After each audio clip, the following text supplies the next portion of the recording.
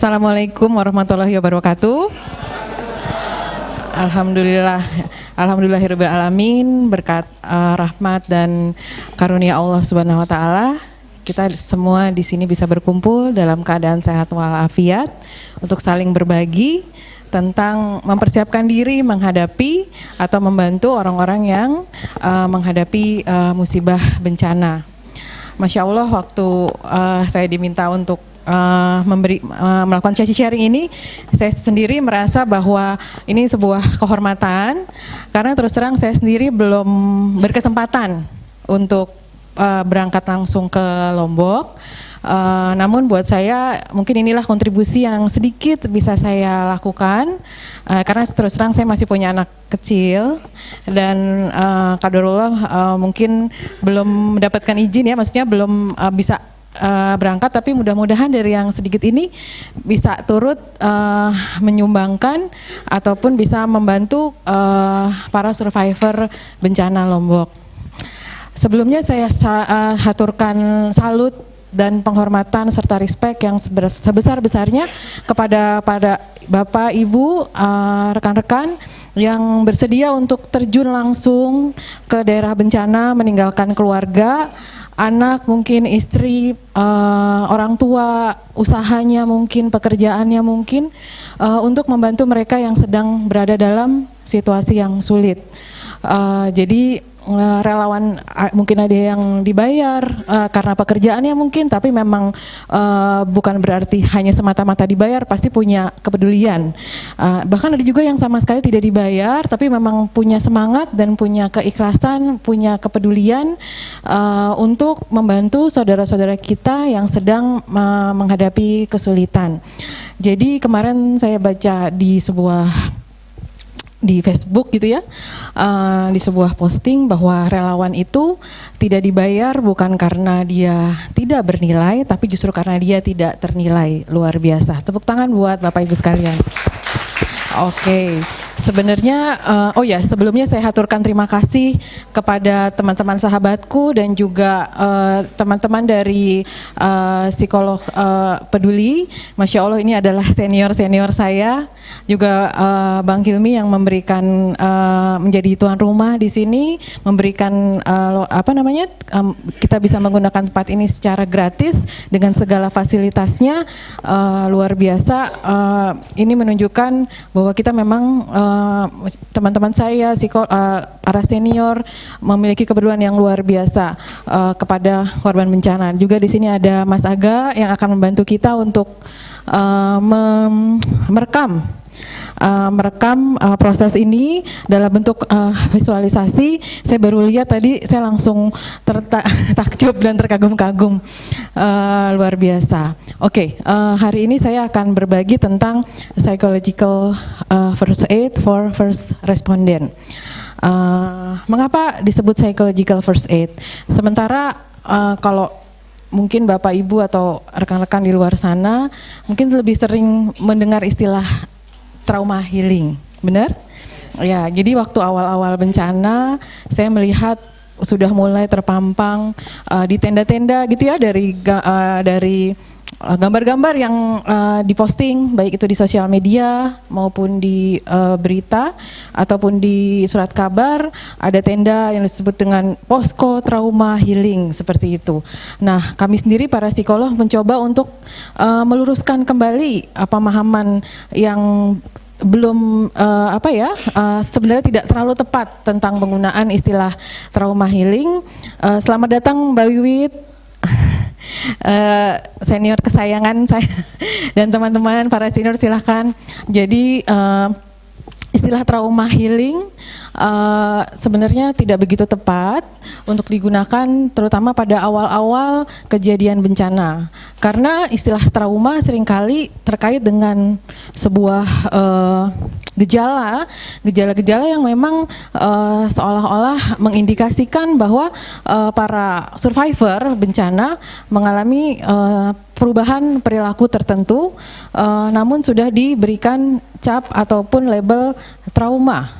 Padahal pada kenyataannya memang perilaku yang muncul adalah respon wajar atau hal yang biasa, adalah hal yang normal sebagai respon terhadap situasi yang tidak normal, seperti itu. Jadi di awal-awal bahkan sampai 3 bulan ke depan kita menghindari istilah trauma. Misalnya bapak mengalami trauma, ibu mengalami trauma, adik tampaknya mengalami trauma. Nanti akan dijelaskan bagaimana sebaiknya, tapi itu harus di-clearkan dulu supaya juga tidak menjadi beban yang berat bagi para relawan atau orang-orang yang melakukan pendampingan, karena seolah-olah mendampingi mereka saat ini tujuannya untuk memulihkan trauma. Padahal pemulihan trauma adalah sebuah proses yang jangka panjang, bahkan bisa jadi seumur hidup. Dia akan terus artinya berproses seperti itu. Oke. Bapak Ibu di sini atau adik-adik di sini ataupun saudara-saudara di sini ada yang pernah mengalami kejadian kehilangan dalam hidupnya di luar peristiwa bencana, atau dulu pernah menjadi korban bencana? Ada nggak di sini yang pernah mungkin kehilangan orang tua atau mengalami kehilangan pasangan, anak, atau apapun lah ya? Boleh berbagi, bersedia untuk berbagi sedikit? Mbak Niken ya? Ya, silakan. Waktu itu apa yang terjadi, kehilangan apa, dan bagaimana reaksi yang Mbak Niken alami? Ini kalau bersedia ya, silakan aja. Kalau enggak juga enggak apa-apa. Dan kira-kira seperti apa sih yang waktu itu diberikan oleh orang-orang sekitar Mbak Niken, atau apa yang dilakukan oleh orang-orang di sekitar Mbak Niken dalam situasi awal-awal ketika Mbak Niken mengalami kehilangan? Saya mencoba untuk berbagi masa saya kehilangan orang tua, itu ayah saya. Itu sekitar 3 tahun yang lalu. Sebenarnya memang sebelum meninggal sudah memiliki penyakit darah tinggi dan jantung seperti itu. Jadi dalam 1 tahun terakhir sebelum meninggal memang sudah mengalami perawatan di rumah dan di rumah sakit seperti itu. Dan kebetulan saat itu saya masih tinggal bersama kedua orang tua saya. Jadi selama perawatan di rumah banyak yang saya lakukan, maksudnya tidak menggunakan jasa suster dari rumah sakit. Jadi mulai dari memandikan, memberikan makan, karena memang ayah saya sebelum meninggal memang sudah di tempat tidur saja seperti itu. Memang sih sedikit banyak saya sudah merasakan harus siap gitu pada sewaktu-waktu ayah saya akan meninggal gitu ya. Tapi tetap saja rasa kehilangan itu sampai sekarang pun kalau untuk menceritakan pasti akan terkenang lagi kejadian itu. Okay. Tapi sih sampai sekarang sih sudah merasakan ikhlas gitu, hanya bisa berdoa aja. Oke, terima kasih.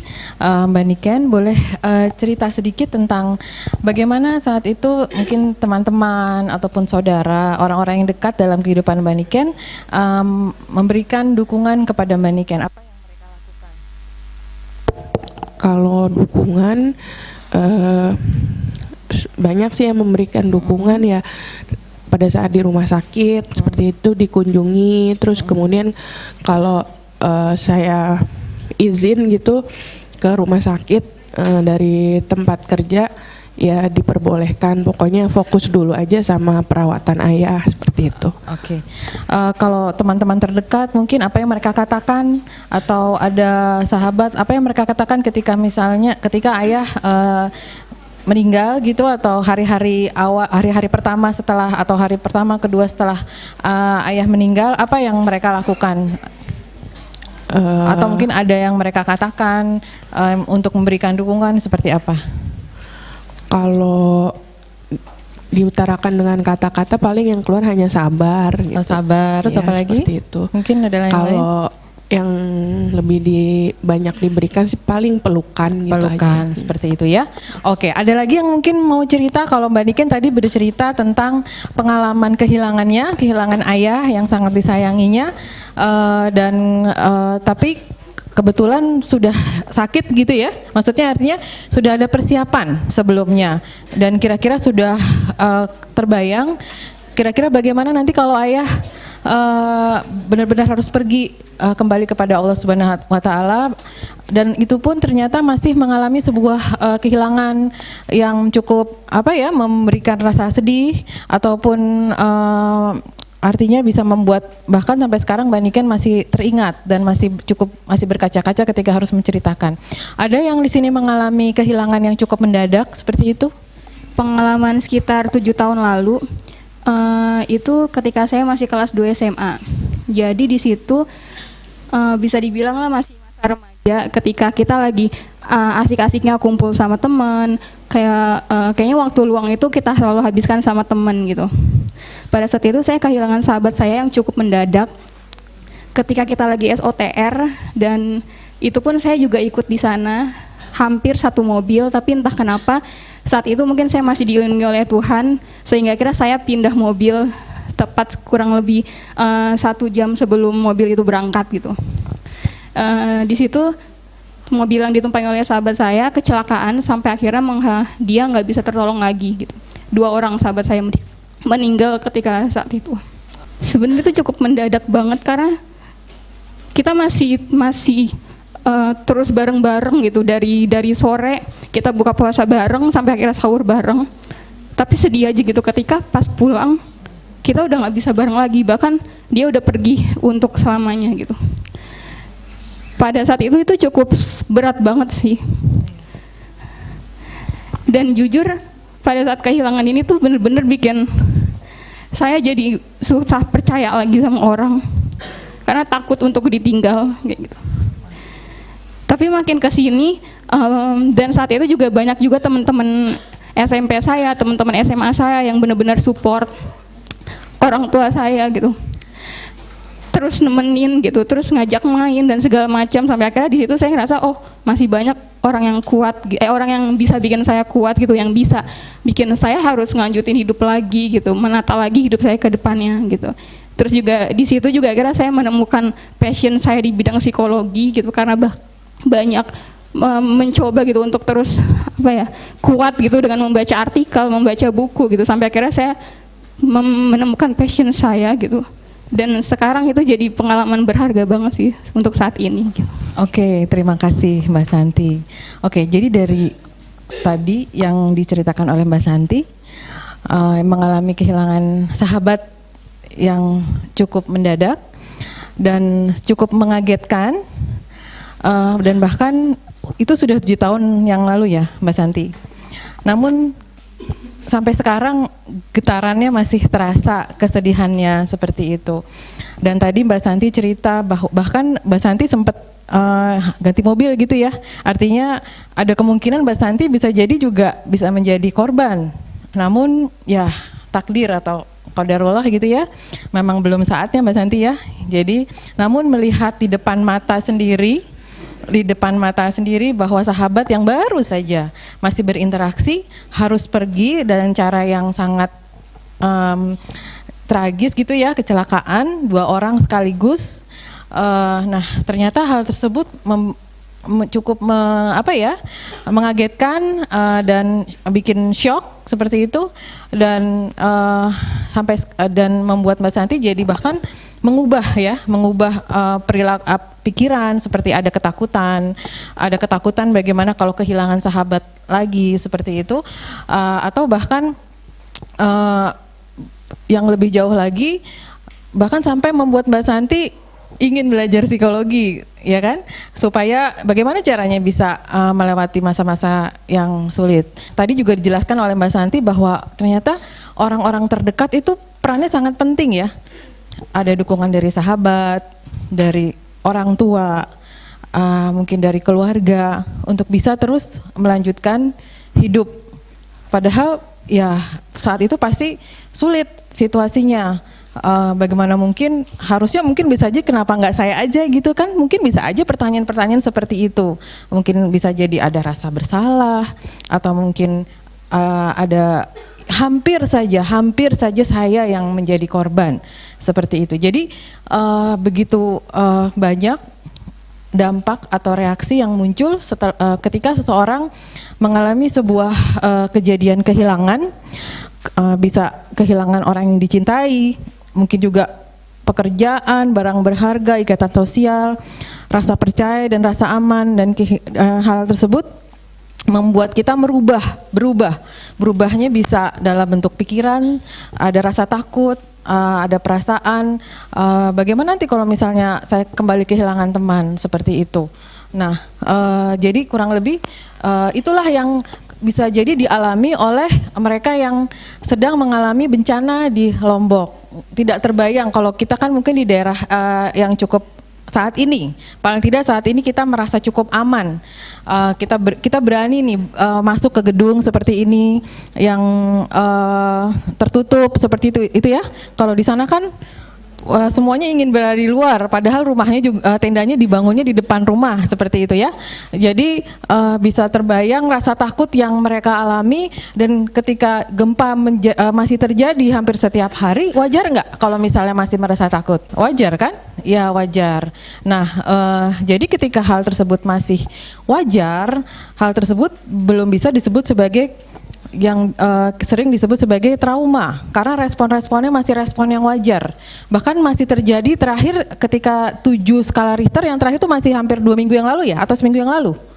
Seminggu yang lalu masih terjadi goncangan yang cukup dahsyat. Jadi kalau misalnya saat ini atau besok Anda terjun ke Lombok, ketemu sama orang yang belum mau masuk ke rumahnya, terus wajar nggak? Wajar, seperti itu. Jadi artinya dia belum bisa disebut mengalami trauma, walaupun gejala yang dia tampilkan adalah gejala-gejala yang sering disebut orang mengalami trauma.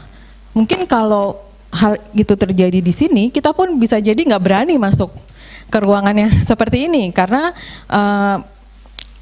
bisa jadi hal itu terjadi pada kita seperti itu. Bisa jadi kita juga dalam kondisi ketakutan, dan lebih baik kalau ada kegiatan di luar aja deh, seperti itu ya. Oke, jadi setiap orang pada dasarnya dalam kehidupannya bisa jadi pernah mengalami situasi sulit, terutama yang terkait dengan kehilangan. Dengan kemampuan dari dalam diri dan dukungan dari luar, umumnya seseorang berhasil mengatasi menjadi lebih baik. Jadi dalam situasi yang sulit, dukungan dari luar itu sangat penting. Nah, itu yang disebut dengan sebagai dukungan psikososial. Jadi kalau misalnya dilihat dari gambar ini, apa sih yang disebut dengan psikososial? Psikososial itu kalau psikologi itu umumnya seringkali mempelajari hal-hal yang sifatnya internal, apakah itu pikiran, perasaan, nilai-nilai yang dipercaya, yang dianut oleh individu, itu yang disebut dengan ranah psikologi, yang seringkali dibahas atau dibicarakan dalam ranah psikologi.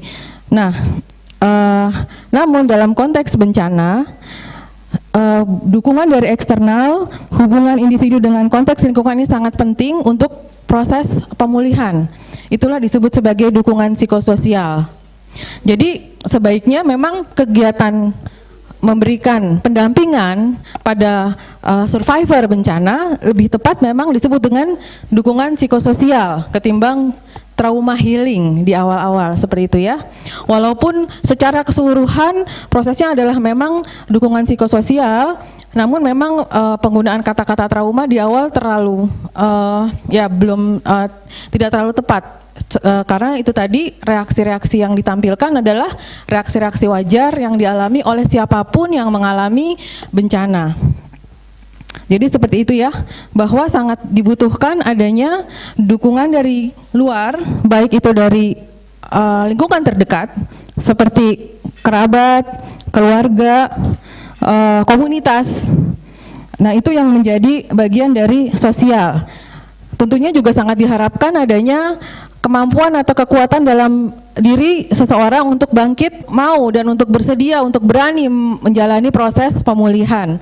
Nah, ini tadi saya sudah menanyakan, pasti ketika kita mengalami situasi sulit, selalu ada orang-orang yang berusaha untuk memberikan dukungan.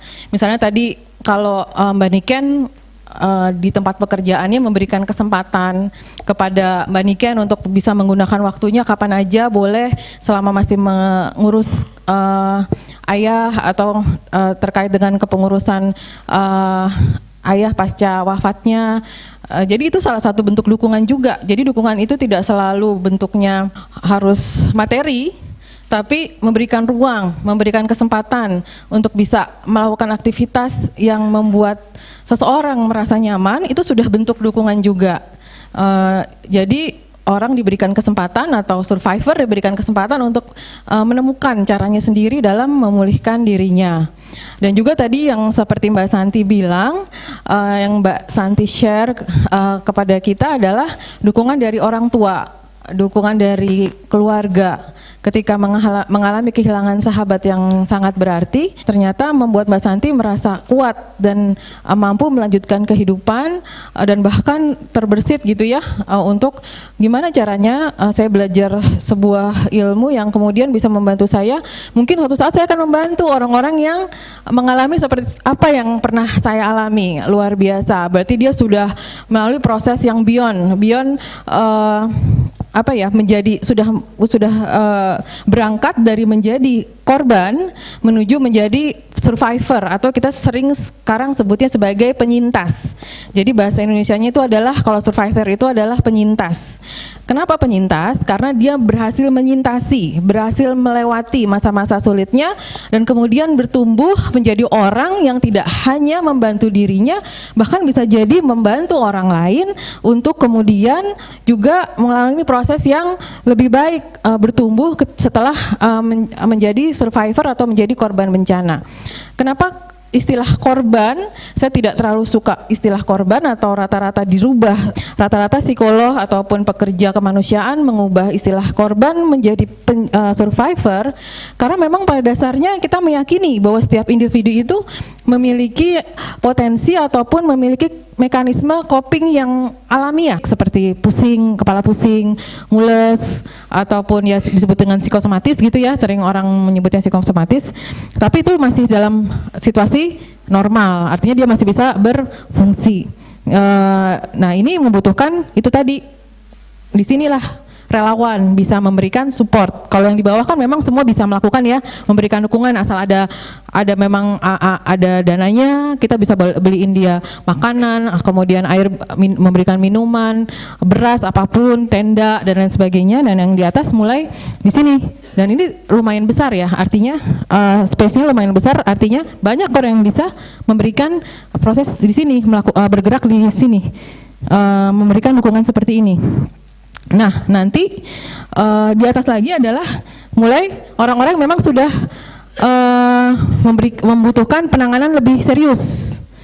Penanganan lebih serius itu adalah ya memang orang-orang yang punya latar belakang tertentu yang belajar atau dilatih untuk memberikan penanganan pada gejala-gejala yang lebih serius, misalnya mutisme udah nggak mau ngomong sama sekali, tidak makan berhari-hari, intinya yang tidak tidur berhari-hari. Nah ini mulai ada proses dirujuk artinya ditangani oleh orang yang lebih memiliki artinya ya lebih profesional.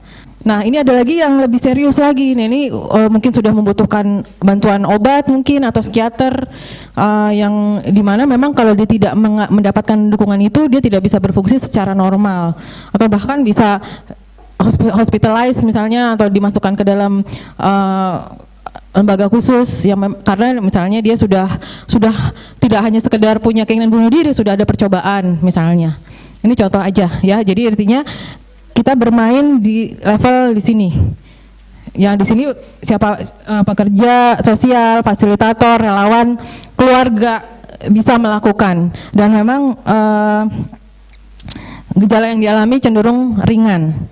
Dari WHO sendiri ya, sebenarnya kalau dari populasi yang akan menjadi gangguan mental serius juga sebenarnya nggak banyak-banyak kok.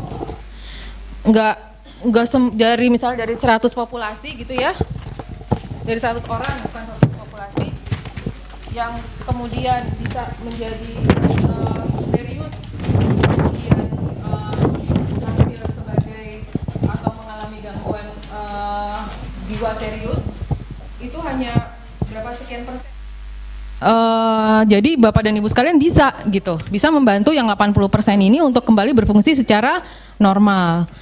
Nah, nanti mungkin menemukan misalnya lagi jalan, lagi kasih bantuan.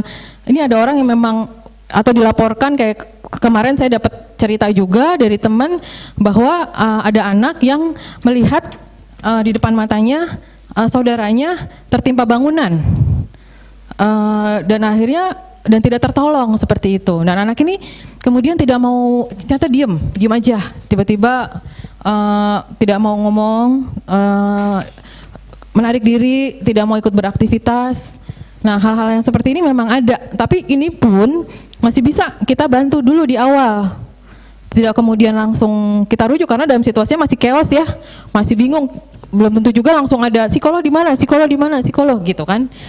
Pasti ini nih harus. Nah, kita juga kemudian bisa memberikan dukungan awal, misalnya hanya sekedar menemani, bermain hal yang sederhana.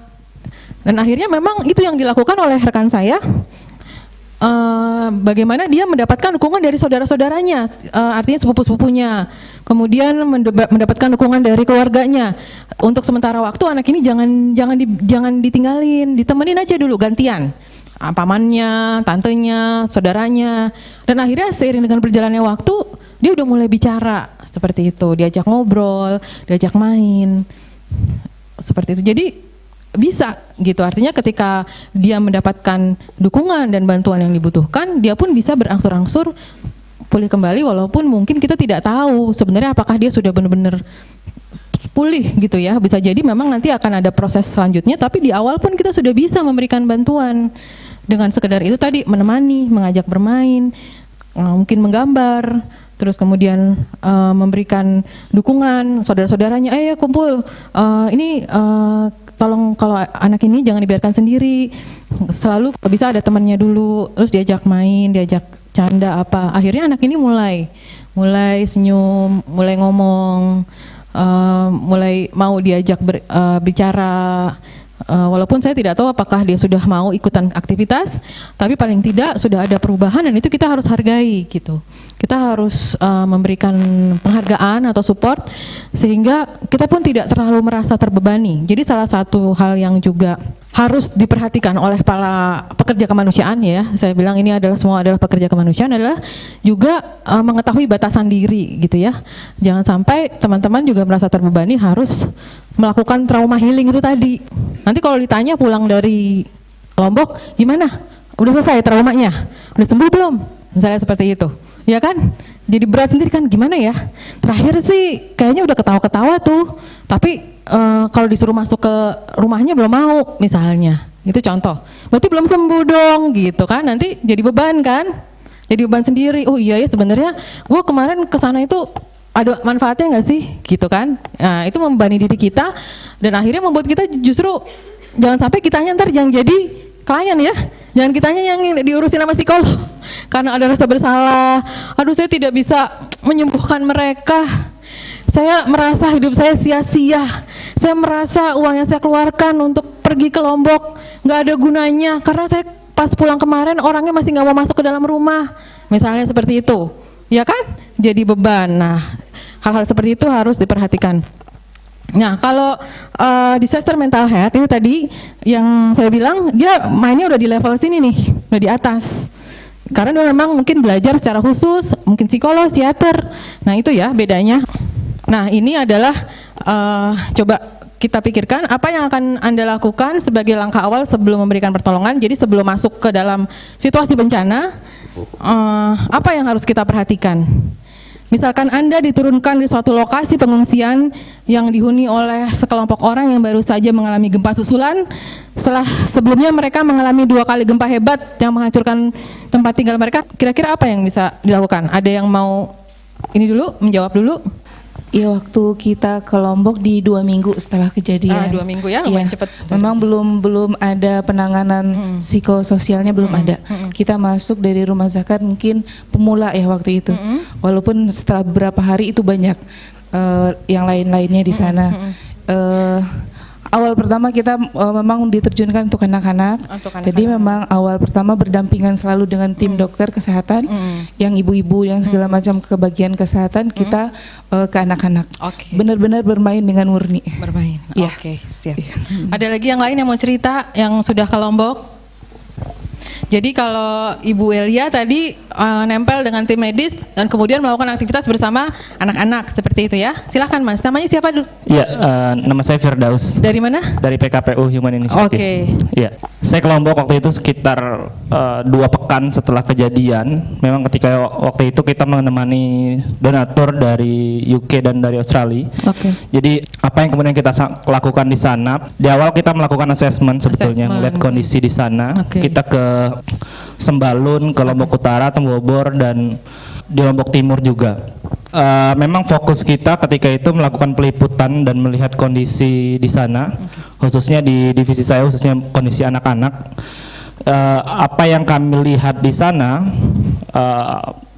memang secara traumatis orang tua dan anak-anak mereka memang nggak mau masuk dalam rumah-rumah mereka, bahkan tidur pun mereka nggak berani. Bahkan ketika ngelihat kondisi anak-anak, ya memang anak-anak itu kan nggak bisa bohong ya. Iya. Kondisi memang yang mereka tampakkan tuh ceria, senang, main-main. Tapi dalam satu kondisi tertentu saya melihat kok anak-anak ini sering tatapan mereka itu kosong. Terus kadang-kadang mereka sering menyendiri.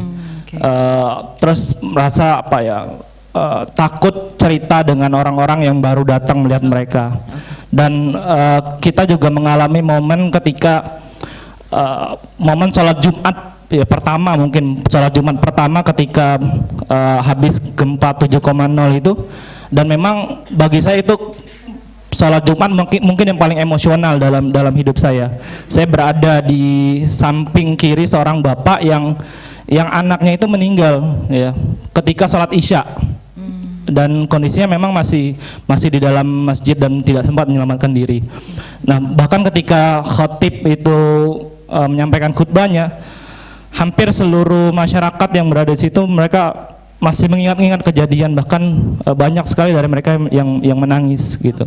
Itu sih pengalaman saya di sana. Terima Oke, kasih. Terima kasih. Gitu ya, kurang lebih kita lihat nih gambarannya, ada ibu tadi yang nempel dengan tim medis, kemudian banyak bermain dengan anak-anak. Kalau Mas Firdaus tadi melakukan assessment, melihat kepada situasinya dulu, kemudian bahkan berinteraksi dengan warga dalam bentuk ikut sholat Jumat bersama seperti itu. Sebenarnya apa sih yang kita lakukan? Coba bisa dilanjutkan.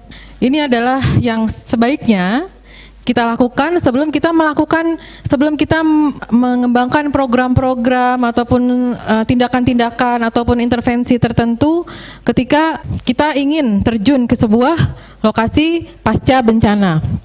Pertama adalah mengenali dan memahami konteks. Jadi mungkin Bu Elia walaupun langsung gitu ya bermain, mungkin tujuannya untuk membuat anak-anak menjadi lebih ceria, mungkin dalam prosesnya bisa jadi itu caranya Bu Elia juga untuk mungkin pengen tahu apa sih yang terjadi, bagaimana anak-anak di sana berespon ketika bermain. Kemudian karena dia ikut dengan tim dokter, dia juga bisa melihat apa yang terjadi pada pasien-pasien yang mendapatkan perawatan medis, bagaimana respon mereka pada awal-awal bencana 2 minggu ya, itu masih lumayan rapat maksudnya artinya lumayan dekat gitu ya. Dan kemudian Mas Firdaus benar-benar memang melakukan apa yang disebut dengan assessment. Assessment artinya melakukan pemeriksaan, melakukan pendataan apa yang terjadi, seperti itu.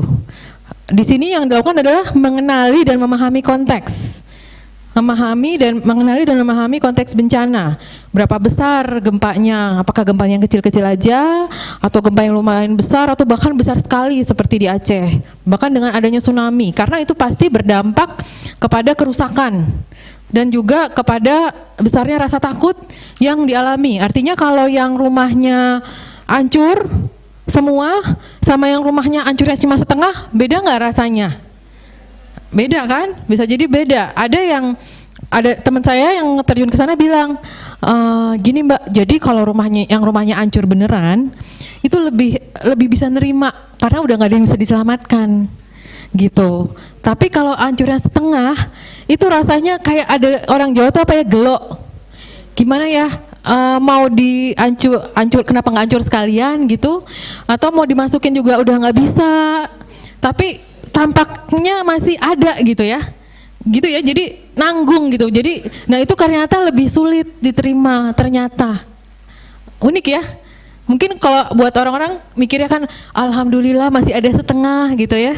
Kalau kita mikirnya gitu mungkin dari luar nih, datang dari Jakarta, kita datang ke sana, wah rumahnya udah rusak, rumahnya rusak tapi masih ada nih fondasi, masih ada dinding-dindingnya. Mungkin kalau tinggal ditambahin lagi nih, kita mikirnya sih ini aja hitung-hitungan, nggak terlalu mahal-mahal amat sih gitu, maksudnya biayanya.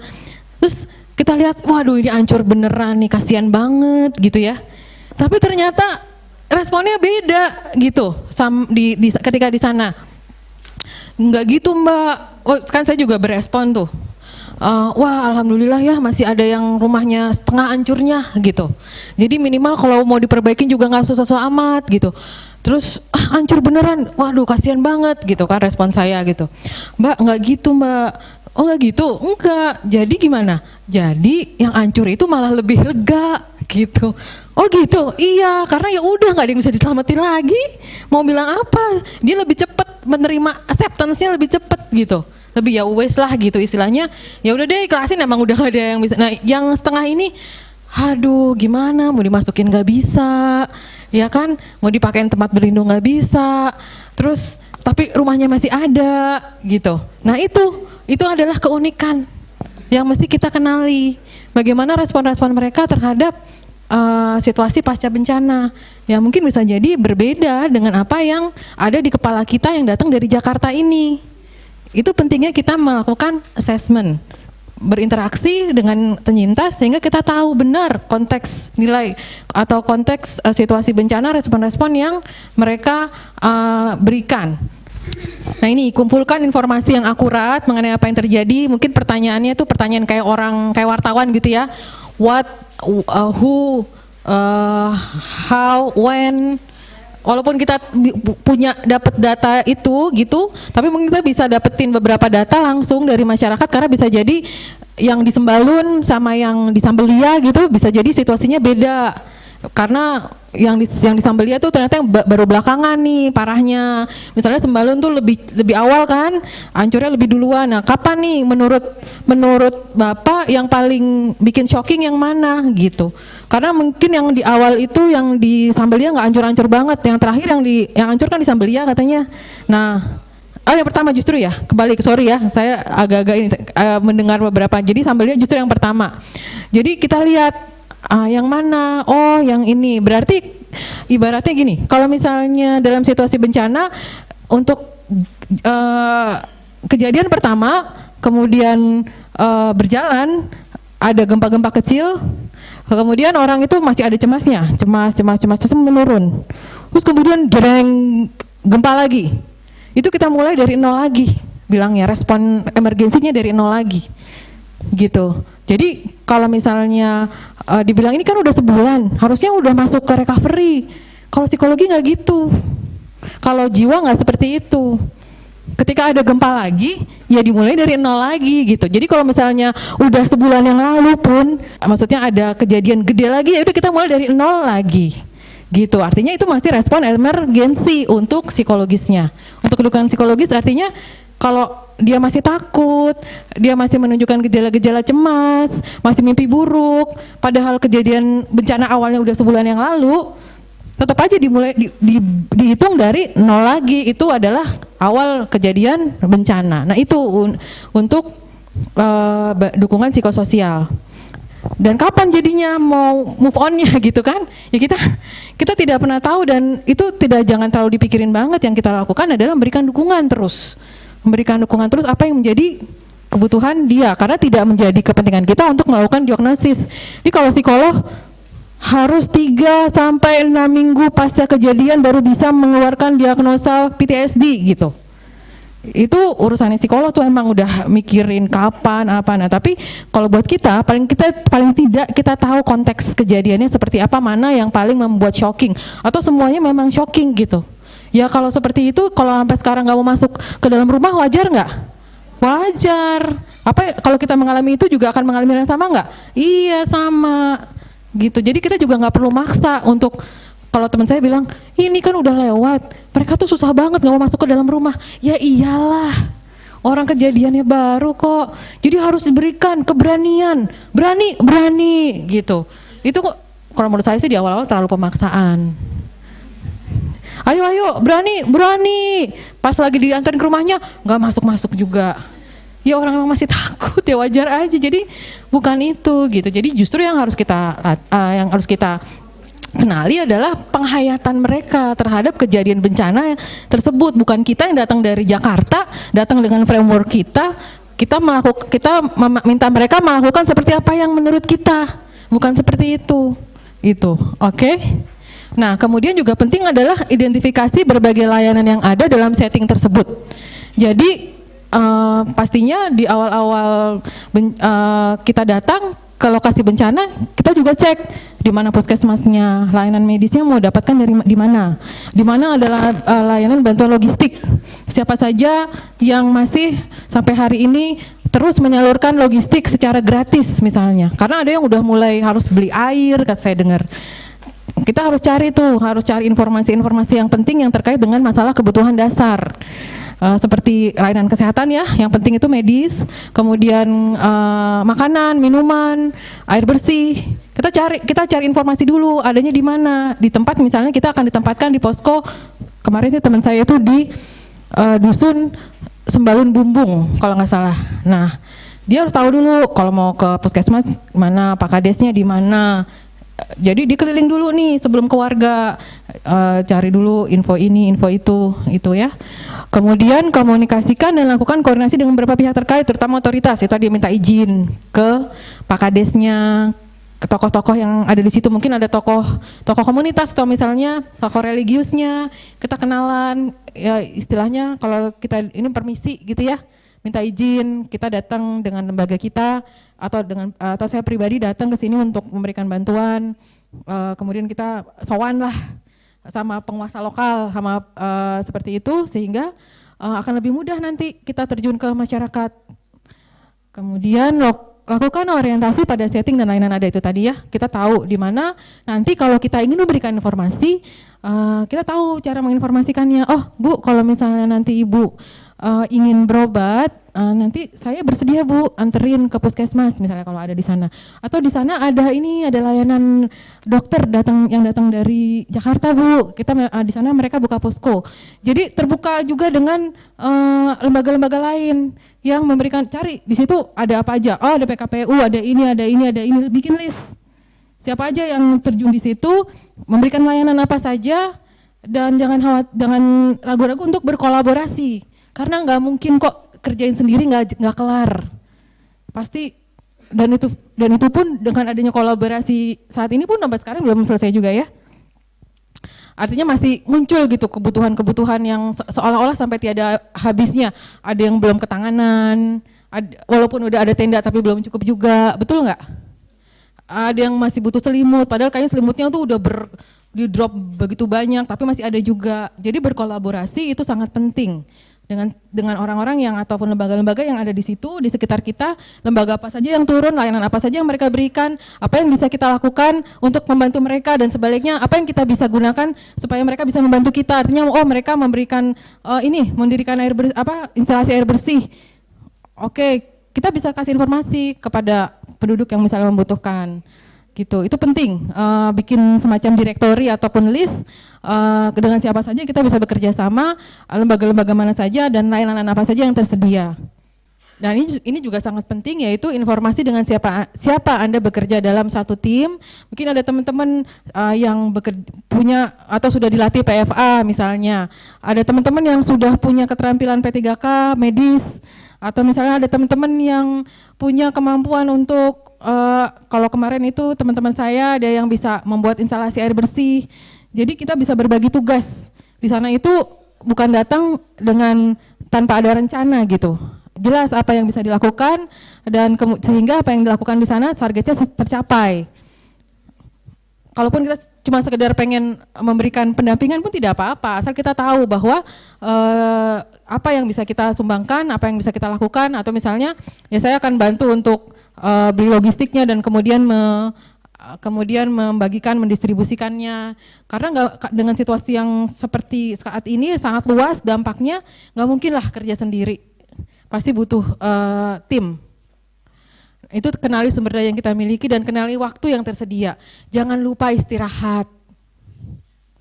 Jangan memaksakan diri karena relawan juga manusia. Ya.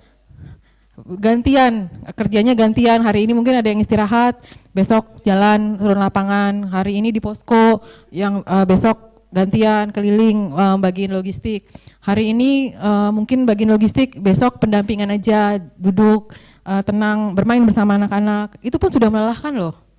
Jadi self care itu sangat penting ya, memperhatikan kesehatan diri dan keselamatan diri dan juga kemampuan diri, kekuatan diri, sejauh mana kita akan terus-menerus mengeluarkan tenaga kita untuk bekerja dengan masyarakat. Itu kita harus tahu batasannya. Jangan sampai nanti kita yang harus dibantu misalnya. Oke.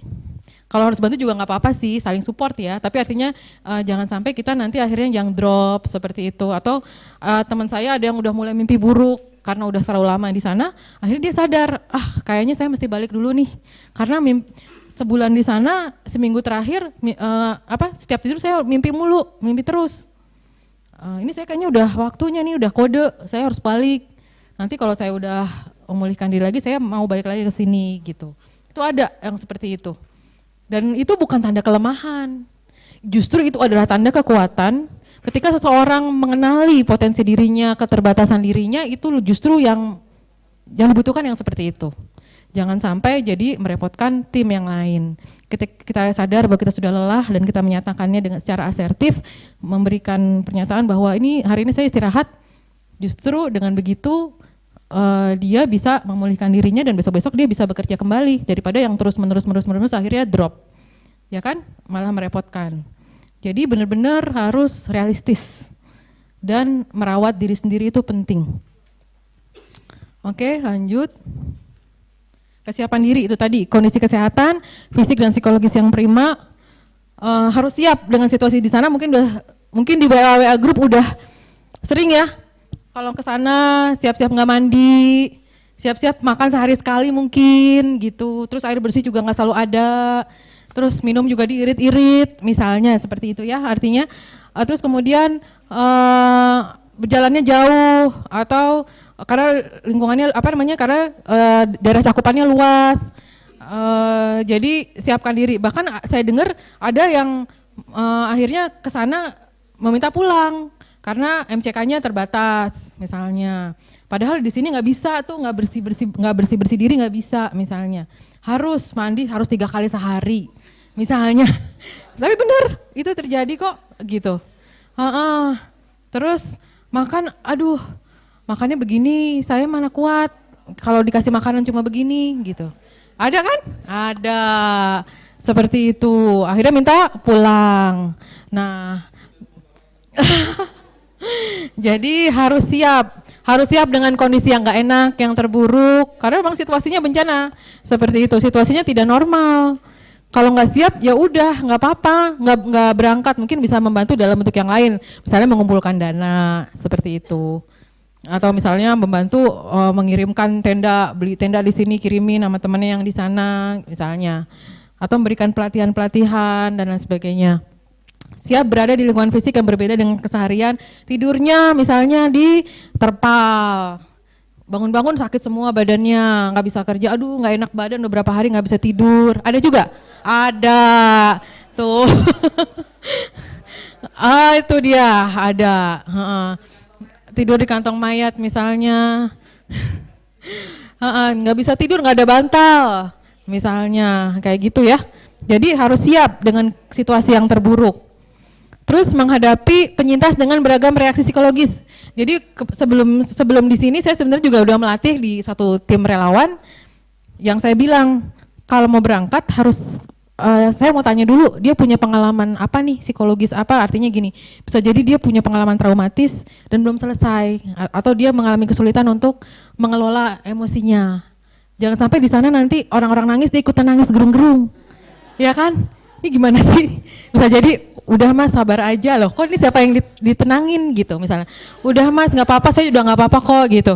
Karena mungkin dia teringat pernah kehilangan siapalah pacarnya atau saudaranya atau siapanya yang sangat ini, dan dia ternyata teringat kembali, kita nangis bersama yuk misalnya kayak gitu. Atau kita, nah akhirnya, atau dia takut, jadi dia tidak bisa mengelola emosi dirinya, malah jadi ngerepotin orang lain seperti itu. Adanya dia yang harus ditenangkan.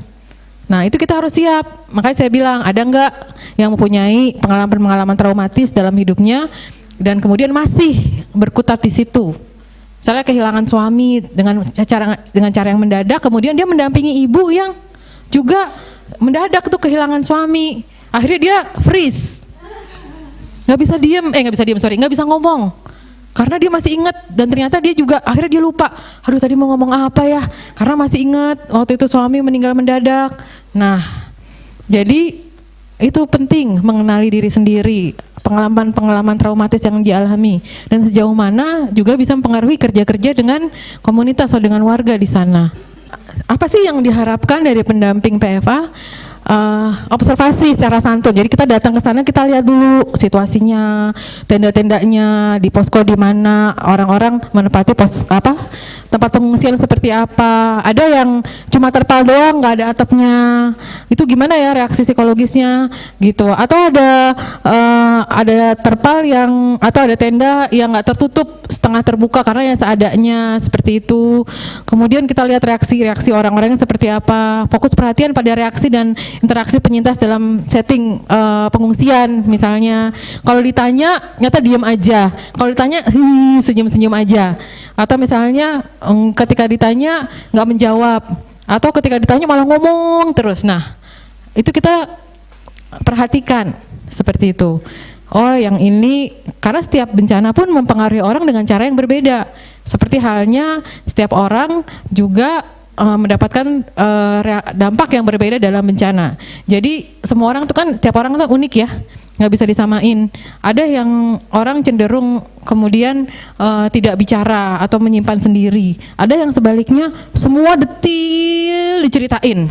Ada yang seperti itu. Nah kita lihat sejauh mana hal tersebut misalnya mengganggu fungsinya. Ketika dia cerita semuanya dan abis itu dia nangis-nangis lagi, dia cerita lagi, dia nangis-nangis lagi, cerita lagi, nangis-nangis lagi, dan akhirnya nggak selesai. Akhirnya kita mikir kan, ini ternyata seperti ini tidak, ini kayaknya perlu dibantu juga nih. Sebaliknya ada yang diem aja, nggak ngomong, diem, dikasih apa-apa nggak mau, ditawarin apa-apa nggak mau. Wah ini juga sepertinya butuh nih didampingi misalnya seperti itu. Mendemonstrasikan ketenangan dan berpikir dengan jelas dan sehingga menjadi model bagi penyintas. Artinya ketika kita memberi reaksi, memberikan respon, juga kita menunjukkan bahwa kita bisa mengelola emosi kita. Ketika kita mendengarkan cerita tentang seorang ibu yang kehilangan suaminya, kemudian kita, walaupun kita dalam hati kita juga sedih, ataupun kita bolehlah kita meneteskan air mata, tapi kita tidak histerik. Kita bisa memberikan dukungan, mewajarkan bahwa hal itu wajar bu, memberikan mengungkapkan dengan kata-kata yang lembut, dengan intonasi yang pelan, kemudian memperjelas bahwa oh iya ibu sekarang kan masih deket bu sama situasi, sama kejadiannya bu, nggak apa-apa bu, wajar bu kalau masih takut. Oh gitu ya, iya nggak apa-apa. Nah artinya dia juga akhirnya bisa merasa bahwa dirinya bukan orang yang aneh gitu. Oh saya kalau saya masih takut tuh bukan berarti saya udah gila ya? Enggak bu gitu. Nah akhirnya kita bisa memberikan support itu, dan akhirnya orang jadi berpikir, oh berarti saya normal-normal aja sih ya, seperti itu. Nah terus kemudian sensitif terhadap budaya dan keragaman yang ada. Ya mungkin di sana, kalau mungkin di sini mayoritas Muslim ya. Mungkin di sana ada yang saya dengar ada yang beragama lain ya, seperti Hindu gitu ya. Nah kita juga harus memahami tuh kalau dalam konteks Hindu bagaimana cara mereka memahami bencana. Kalau misalnya seandainya kita nih kebetulan terjunnya di orang yang beragama komunitas yang beragama Hindu. Artinya juga kita harus hati-hati. Kita kenali dulu, kita pelajari. Oh, kalau orang Hindu biasanya begini ya. Oh, begini oke. Oh, kalau mereka dengan artinya dengan Sang Maha Pencipta itu hubungannya seperti ini. Kita mungkin bisa masuk lewat situ misalnya nanti. Jadi artinya kita juga perlu mengenali dan sensitif terhadap budaya dan keragaman yang ada. Bahkan yang saya dengar tuh di beberapa tempat ada beberapa komunitas yang punya, saya nggak tahu ritual tersendiri atau gimana setiap mengalami bencana. Saya nggak tahu apakah, maksudnya saya pernah dengar dan artinya kita perlu mengenali hal-hal seperti ini. Dan memperhatikan kelompok yang beresiko tinggi. Siapa aja yang beresiko tinggi? Biasanya anak-anak kecil ya, anak-anak yang mungkin kehilangan orang tuanya, anak yatim, kemudian anak berkebutuhan khusus, kemudian mereka yang mengalami disabilitas, yang tidak bisa membantu dirinya sendiri, memang karena keterbatasan fisiknya, atau memang orang tua lansia, atau mereka yang memang juga dari sebelum mengalami bencana sudah mengalami gangguan mental, ada juga bisa jadi seperti itu. Nah, ini adalah kelompok-kelompok yang rentan atau kelompok-kelompok yang memang membutuhkan pendampingan secara khusus. Atau ibu hamil, atau ibu-ibu yang yaitu tadi kehilangan anggota keluarganya, terutama misalnya suami, itu biasanya bisa jadi lebih terguncang karena dia nggak punya, artinya kalau masih lengkap mungkin dia masih bisa saling support ya. Tapi yang saya dengar juga di sana bapak-bapaknya cenderung punya aktivitas sendiri gitu, sibuk sendiri. Sementara ketika gempa terjadi, ibu-ibunya jadi bingung ketika harus megangin anaknya karena anak-anaknya ada yang nangis. Mungkin bapak-bapaknya udah ikutan gitu ya, ikutan bagi-bagi logistik dan seperti itu. Jadi artinya kita harus benar-benar tahu situasi di sana seperti apa, bagaimana misalnya pembagian kerja dalam rumah tangga, atau bahkan yang saya dengar juga di sini cenderung pasif. Di sana cenderung pasif menunggu bantuan. Kalau nggak ada yang bantuan ya udah duduk aja diem seperti itu. Jadi benar-benar pahami situasi lokal sehingga kita tahu apa yang harus kita lakukan. Nah, memulai kontak dan keterlibatan, yang pertama kita lakukan adalah berespon terhadap kontak yang dimulai oleh penyintas. Jadi kalau misalnya ada orang yang datang kepada kita memohon bantuan, ya kita memberikan respon, kemudian memulai kontak dengan cara yang tidak mengganggu, menunjukkan rasa peduli, menunjukkan ketulusan, sehingga tidak menimbulkan penolakan. Jadi hal pertama yang mungkin kalau ada yang belum ke sana dan masih ngerasa gimana ya caranya pengen masuk nih atau pengen berinteraksi nih, masih ragu-ragu, hal yang paling mudah adalah memberikan hal yang sangat praktis. Contohnya apa misalnya? Air minum. Bu, mau minum nggak Bu? Ini ada minum, atau Pak, mau minum Pak? Oh boleh. Nah misalnya seperti itu hal yang sederhana. Minum dulu ya Pak ya, saya bawain minum nih, kebetulan saya dari Jakarta, kenalkan nama saya ini, saya dari lembaga ini misalnya. Itu cara yang paling mudah untuk kemudian berkenalan. Atau misalnya kita bawa sesuatu, apa itu makanan, Pak ini snack, ini untuk anaknya. Nah, Pak namanya siapa Pak? Udah berapa lama di sini? Misalnya gitu. Nah, juga siap kalau misalnya dicuekin itu tadi ya. Tidak berarti Anda melakukan kesalahan. Bisa jadi memang dia belum siap untuk didekati. Hal yang penting adalah hadir, baik secara fisik maupun emosional. Maksudnya gini, kalau hadir itu artinya kita tidak sambil pegang HP misalnya. Kita udah siap nih mau memberikan pendampingan, ya udah HP-nya ditaruh dulu, kita hadir secara fisik dan emosional, hadir, kita lakukan kontak mata di awal, mungkin tidak menatap ya, tapi kita tahu bahwa oh orangnya saya sudah terhubung seperti itu. Kemudian juga empati, mempersepsikan, mengenali berbagai reaksi penyintas mendengar aktif. Nanti ini akan kita bahas secara khusus tentang empati dan mendengar aktif. Nah, kondisi apa sih sebenarnya yang ingin diciptakan oleh PFA, yaitu rasa aman, rasa tenang dan nyaman, perasaan tidak sendiri, ada dukungan sosial, sikap positif pada diri penyintas merasa mampu untuk bangkit dan memberikan harapan. Ini yang menjadi kondisi yang ingin diciptakan ketika kita memberikan psychological first aid.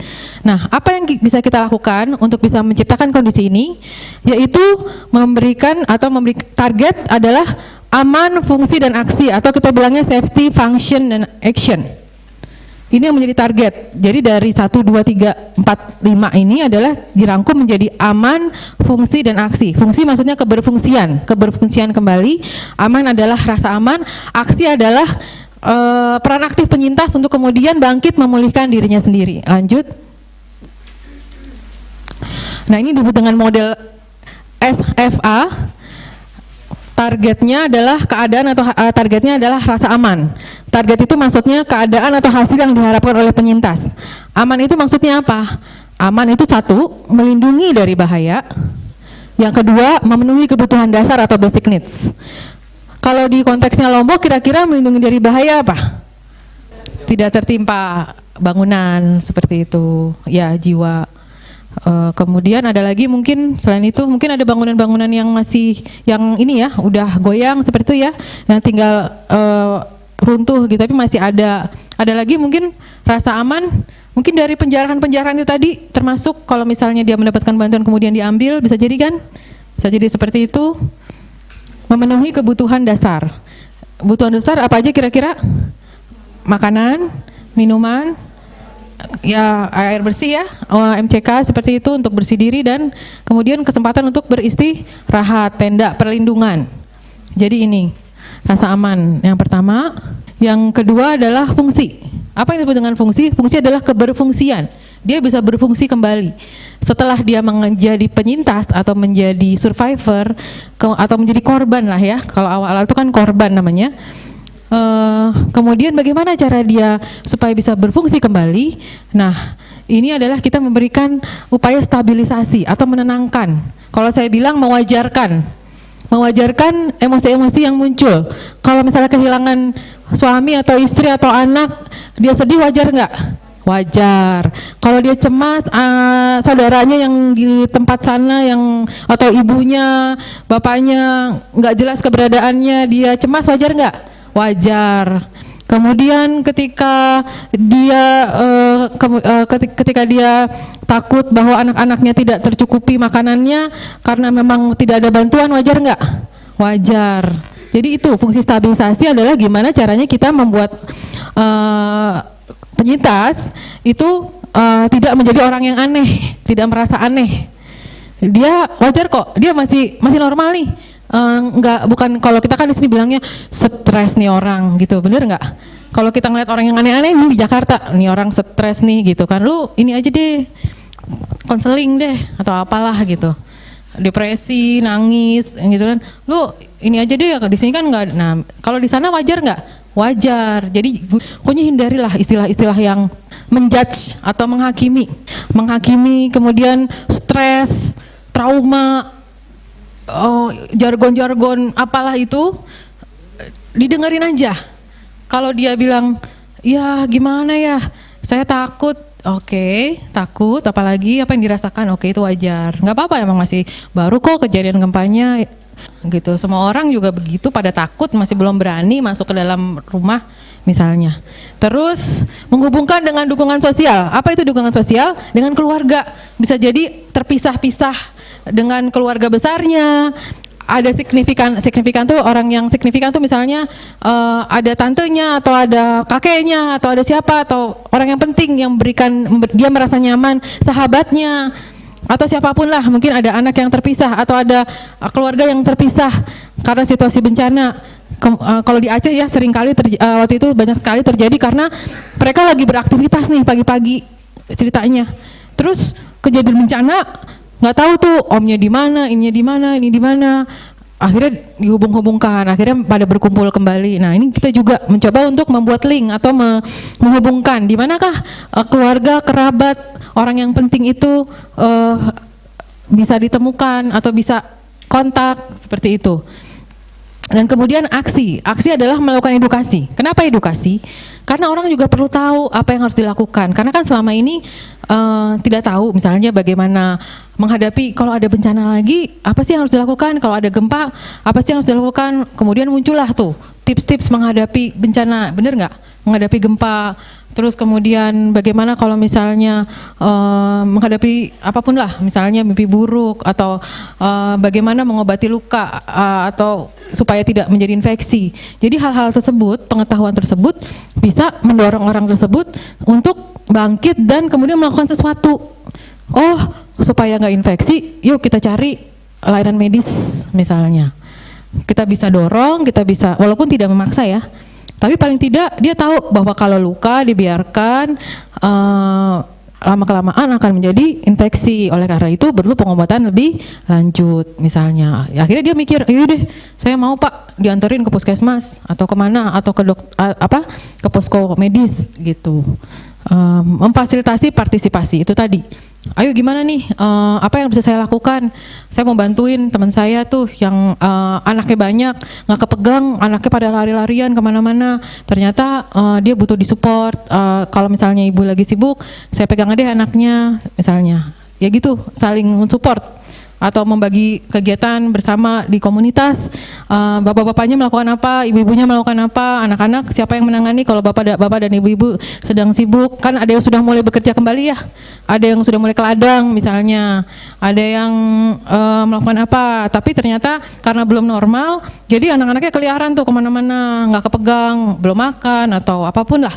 Jadi bagaimana caranya supaya mereka bisa saling support dan saling membantu, dan itu muncul juga dari kesadaran mereka bahwa tidak mungkin hanya sekedar mengandalkan relawan saja, karena ke depan nanti mereka akan pulang dan kita harus membangun kembali nih, walaupun saat ini pastinya masih dalam proses butuh support dan bantuan. Itu tadi ya, lanjut aja terus, melindungi dari bahaya, mengamankan penyintas supaya tidak ada di tempat-tempat yang bisa membahayakan, perlindungan dan ekspos pengalaman traumatis. Jadi saya juga dengar bahwa ternyata di sana itu mereka sering lebih juga karena mereka mungkin aktivitasnya belum kembali normal, mereka banyak pakai gadget dan melihat medsos. Itu ada. Dan dari medsos itu mereka mendapatkan berita-berita yang menakutkan bahwa akan terjadi gempa yang besar misalnya, dan itu menambah lagi kecemasan. Jadi bisa jadi kita menjelaskan kepada mereka bagaimana bijak menggunakan medsos misalnya. Jadi teman saya psikolog bilang, Mbak lucu deh Mbak di sini. Lucu kenapa? Iya, jadi mereka itu karena belum ada kegiatan normal, mereka belum kembali ke rumahnya, mereka tuh pada Facebookan gitu. Iya benar. Iya, nah tapi di Facebook itu banyak berita-berita yang ya gitulah, bukannya membantu menenangkan, tapi tambah resah. Nah, artinya kita sudah oke, apa nih, edukasi, kita kasih tahu medsos tuh tidak semua berita benar, bisa jadi ada hoax, kita harus teliti dan sebagainya. Persepsi yang akurat tentang keamanan dan keselamatan diri. Kalau sekarang kan banyak tuh tips-tips menghadapi gempa ya, ada yang segitiga kehidupan, ada yang berlindung, bahkan kalau anak-anak tuh ada apa tuh, ada lagunya seperti itu kan, bagaimana apa sih, nanti ya siang akan dijelaskan. Jadi artinya kita boleh tuh memberikan edukasi seperti itu supaya mereka juga punya kemampuan atau merasa berdaya untuk bisa melindungi dirinya sendiri. Nah ini intervensi untuk perilaku beresiko, saya belum tahu sejauh ini, saya sih belum dengar yang membahayakan keselamatan itu seperti apa. Sejauh ini mereka justru sangat menyelamatkan diri gitu ya, keluar dari tenda, keluar dari rumah dan tidur di tenda. Tapi bisa jadi ini ada intervensi untuk perilaku beresiko tinggi yang membahayakan keselamatan. Harus identifikasi kalau misalnya hal seperti ini terjadi, harus dilakukan sebuah tindakan seperti itu. Nah, apa ini bisa dilakukan? Nah, ini kalau misalnya dalam situasi bencana, masih dalam situasi yang sangat baru, misalnya baru kemarin, ada contoh aja, misalnya dia kekeh, saya akan tetap berada di dalam rumah karena di sini ada barang berharga. Atau kalau waktu di Jogja yang Merapi, mereka ada yang bolak-balik tuh hanya sekedar buat bawa apa tuh sapi, wedus ya, ininya gitu, karena itulah satu ternaknya, karena itulah hartanya mereka hidup dari situ gitu. Jadi mereka walaupun masih dalam kondisi bahaya, nekat penduduknya untuk bolak-balik nganterin ternaknya, dibawa lagi, evakuasi, dibalikin lagi, seperti itu. Padahal kan sebenarnya masa bahayanya belum selesai. Nah, kita harus mengedukasi, menyelamatkan, memikirkan bagaimana supaya ternaknya dan pemiliknya dan ternaknya merasa aman, seperti itu. lindungi penyintas dari orang-orang yang ingin melihat serta perilaku menyakiti diri sendiri maupun orang lain. Mungkin tadi ya ada yang menjarah, sediakan tempat yang aman, seperti itu. Jadi juga salah satu hal yang terkait dengan rasa aman adalah trust, bahwa kita datang ke sana bukan ingin ngerecokin, tapi ingin membantu dan tunjukkan dalam perilaku. Seperti itu ya. Tidak meninggalkan penyintas seorang diri. Kalau misalnya kita udah janji kita mau nemenin, mau dengerin apa yang mereka mau ceritakan, duduk, dengarkan, tidak sambil sibuk sendiri. Jangan sampai kita lagi ngobrol, kita juga balas-balas WA. Seperti itu. Taruh aja dulu, tenang. Kalau kita punya waktu 1 jam, taruh HP-nya, simpan, duduk, lakukan kontak, mendengarkan itu dengan mata, dengan telinga, dan dengan hati. Seperti itu. Jadi semua apa yang kita miliki saat itu, kita benar-benar saat itu ada untuk si penyintas. Sediakan hal konkret yang membuat penyintas merasa aman. Itu tadi mungkin dia merasa nggak nyaman atau nggak aman, apa nih? Kita bisa tanya, biasanya yang membuat kamu merasa aman apa? Saya sih biasanya kalau habis sholat saya lebih merasa tenang, atau misalnya saya saya udah saya pengen, sebenarnya masjid itu tempat saya yang biasanya saya gunakan untuk sholat, tapi masjid sekarang hancur Pak, gimana Pak, ada tempat lain nggak misalnya? Karena kalau di masjid mungkin juga masih belum aman. Kalau di tenda dulu gimana Pak sholatnya? Ya udah deh nggak apa-apa. Atau misalnya di mana lagi tempat yang membuat Bapak merasa aman?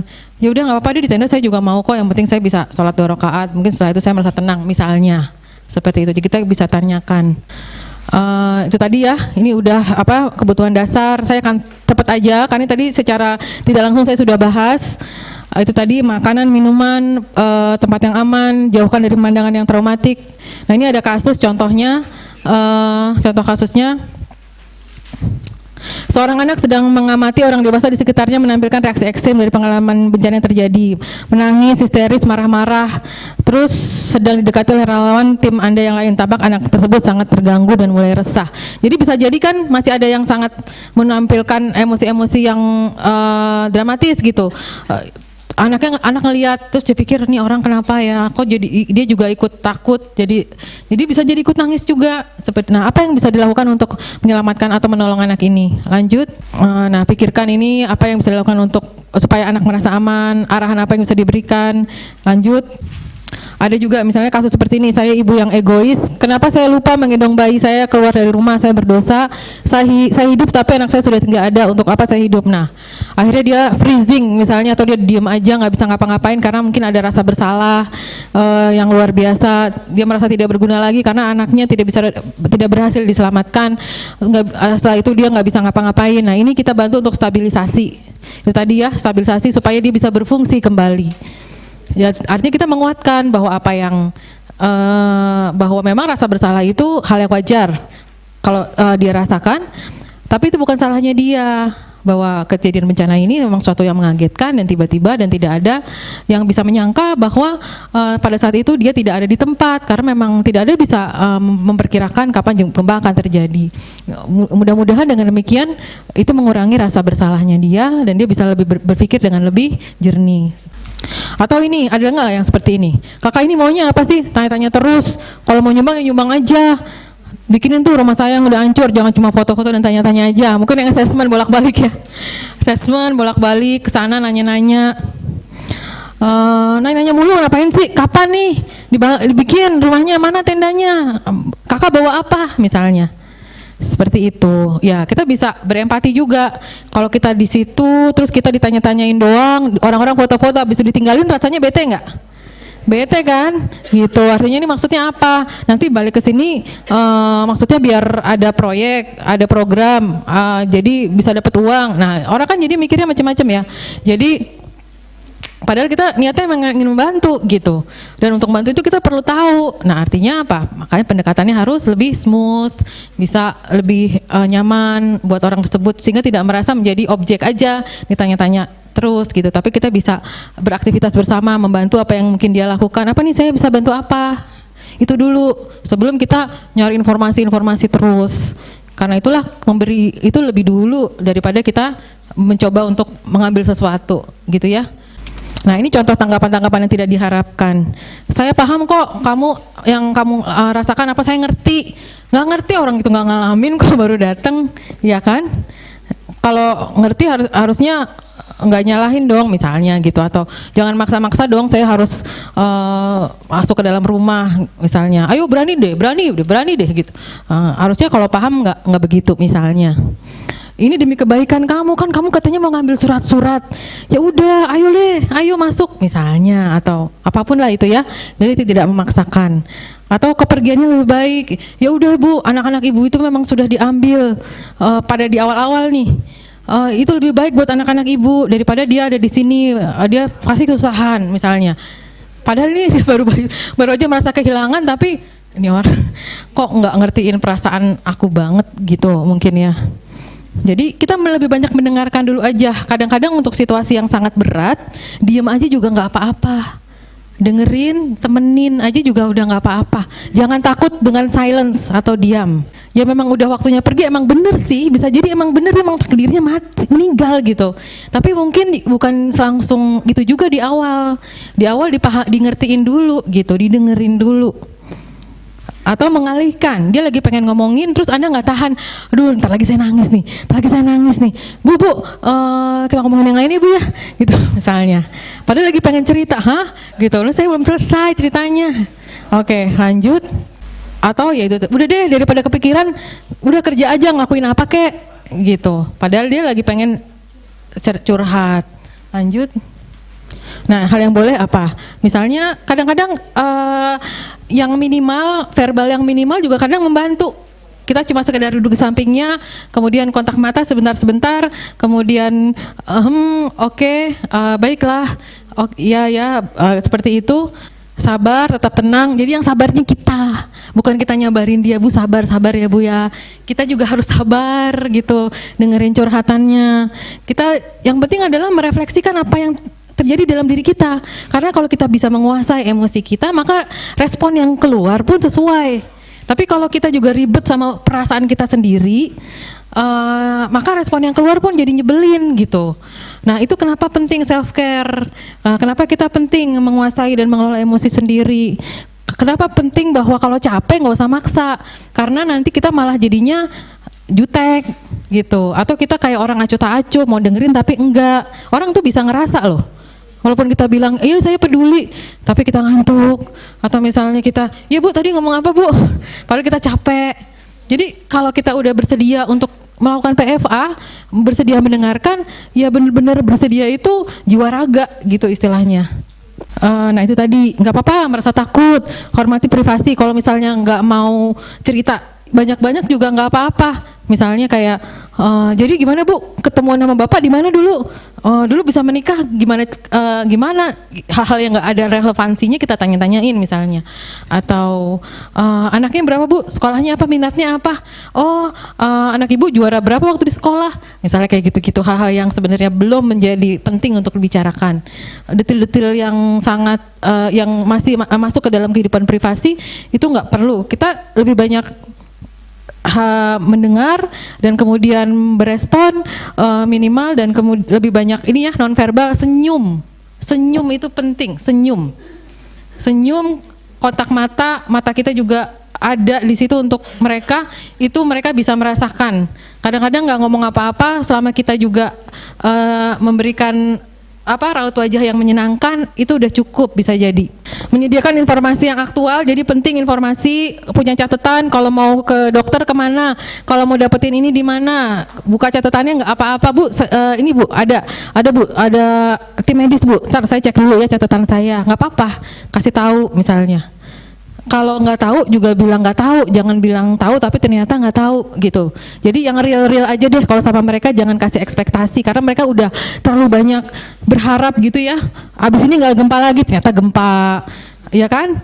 Abis ini rumahnya mudah-mudahan rumahnya nggak hancur, ternyata hancur. Jadi katakan apa yang bisa dan yang tidak bisa, itu mereka udah, yang terburuk mereka sudah alami gitu ya istilahnya. Jadi nggak usah kasih janji-janji yang mungkin tidak jelas apa tidak bisa dipenuhi. Akui kekuatan mereka dan dukung mereka untuk menolong dirinya sendiri. Misalnya kayak Itu tadi ibu apa yang bisa dilakukan yang bisa membuat ibu merasa nyaman? Oh saya biasanya kalau main sama anak saya merasa lebih nyaman. Oh ya Bu bagus, senang ya Bu ya main sama anak-anak. Kadang-kadang mereka tuh memang menyenangkan, lucu-lucu seperti itu. Atau misalnya sebaliknya, saya tuh kalau lagi dalam kondisi kayak gini emosi aja bawaannya sama anak-anak pengen marah-marah terus. Oh gitu Bu, jadi apa ya Bu kira-kira yang bisa Ibu lakukan? Saya sih biasanya menghindar dulu dari anak-anak saya titipin dulu ke teman saya atau ke siapa, saya menghabiskan waktu sendiri dulu, saya pengen menyendiri dulu sementara. Itu juga, itu menolong dirinya sendiri ketika diberi kesempatan untuk menggunakan cara yang dia miliki untuk membantu dirinya mengelola emosi, itu juga PFA. Gitu. Jadi nggak selalu frame yang ada di kepala kita nggak harus seperti itu Bu harusnya. Ibu itu harusnya kalau mau lebih tenang ibu harus sholat 2 rakaat, enak deh Bu abis itu.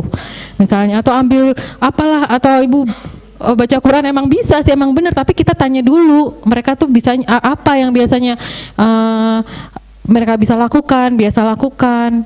Bukannya nggak boleh, bukannya tidak boleh memberikan saran-saran yang sifatnya baik.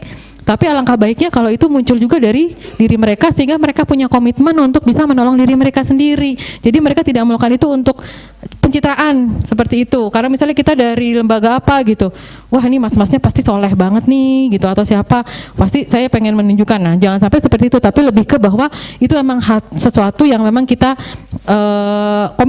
komit dia lakukan dan bisa lakukan ada ataupun kita tidak ada dia bisa lakukan.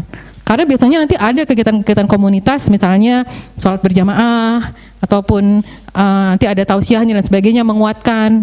Nah mungkin nanti akan muncul tuh, oh ya kalau saya berzikir tuh saya akan merasa lebih tenang. Nah jadi kita bisa menguatkan, wah iya Bu, bagus Bu, karena dengan mengingat Allah kita menjadi merasa lebih tenang. Nah itu kita kasih penguatannya di situ.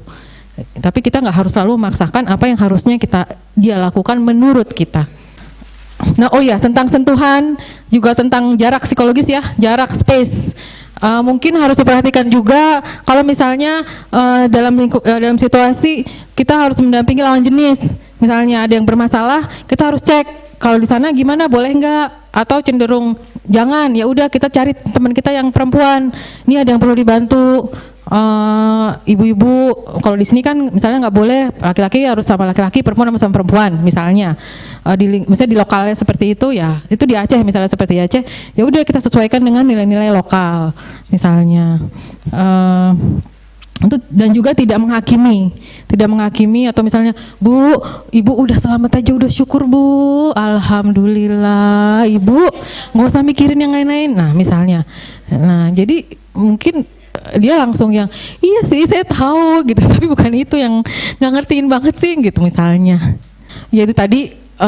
Atau sebaliknya Anda juga tidak perlu menceritakan saya Bu juga dulu Bu ya pernah Bu di daerah bencana Bu, tapi orang-orang di sana hebat ya Bu, langsung gitu memberikan saran-saran terlalu awal, terlalu dini, membuat mereka jadi merasa saya emang nggak bisa apa-apa sih kalau nggak dibantuin misalnya.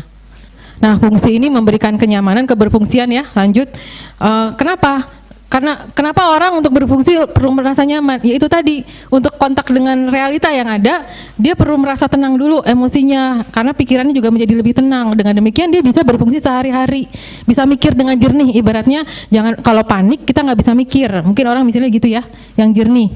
Kalau ibu itu masih merasa cemas atau mungkin masih terus intens emosinya, dia jadi nggak mikir nih anakku udah makan belum sih gitu, karena masih berputar-putar terokupasi oleh pikiran-pikiran dan kecemasannya sendiri.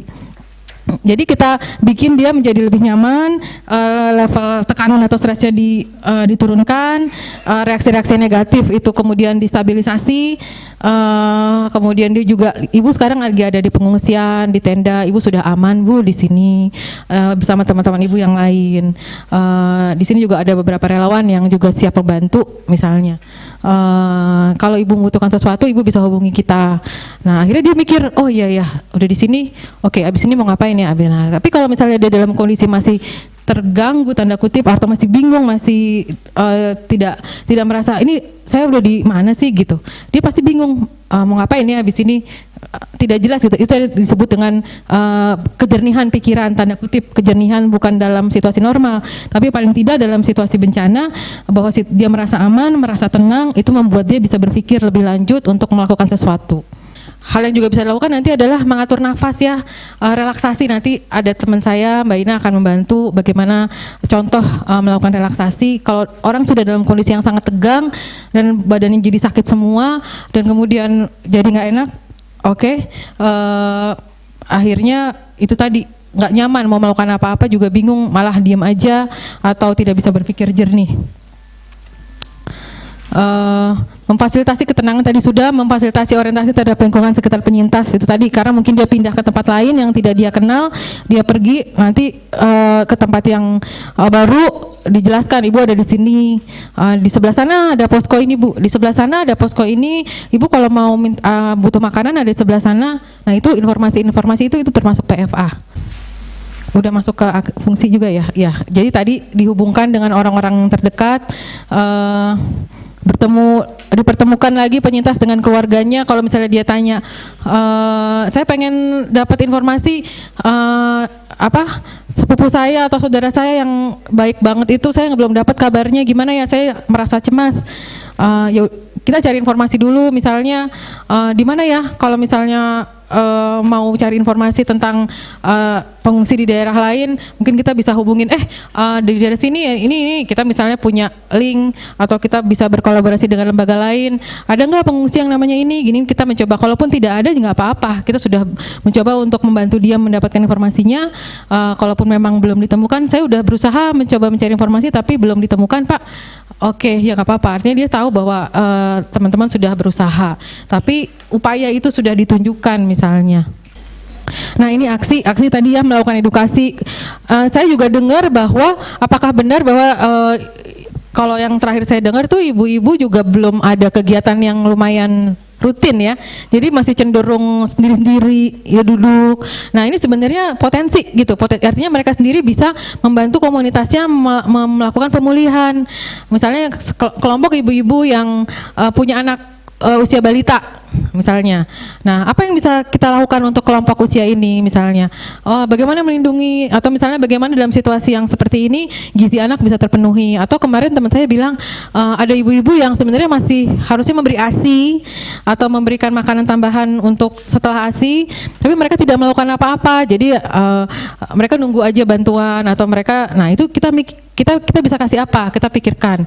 Mungkin kita bisa kasih, Bu dalam situasi sulit seperti ini ada makanan-makanan yang sebenarnya cukup baik untuk anak dan bisa, karena memang situasi terbatas tapi gizi anak masih bisa terpenuhi. Jadi intinya kemudian mendorong mereka untuk aktif, kemudian mencoba untuk memenuhi kebutuhan itu. Jadi kita bisa bikin edukasi atau psikoedukasi ke kelompok-kelompok ibu-ibu atau kelompok bapak-bapak atau remaja, dalam misalnya bagaimana caranya kalau dalam situasi kita cemas, apa yang bisa dilakukan, kita kasih latihan relaksasi misalnya seperti itu. Untuk komunitas misalnya ya, jadi nggak cuma ketika kita berdampingan one on one, satu lawan satu gitu, membantu dia yang sedang dalam kondisi cemas ataupun panik, kita latih relaksasi, kita bantu tarik nafas keluarin, tapi kita juga bisa lakukan itu untuk komunitas, kumpulin 10 orang, 20 orang. Jadi kalau dalam kondisi stres memang nih biasanya kita jantungnya berdegup lebih kencang, kepala pusing. Nah, apa yang bisa kita lakukan? Kita tarik nafas. Nah, itu bisa kita ajarkan kepada nggak cuma satu orang, tapi dikumpulin orangnya, kita latihkan seperti itu. Nah, nanti dia bisa membantu yang lain juga. Kalau misalnya lagi panik tuh caranya tarik nafasnya berapa kali, hitungan turunin misalnya. Nah, nanti dia aktif juga membantu teman-teman yang lain, apalagi remaja. Remaja sangat suka dilibatkan untuk aktif dalam kegiatan komunitas.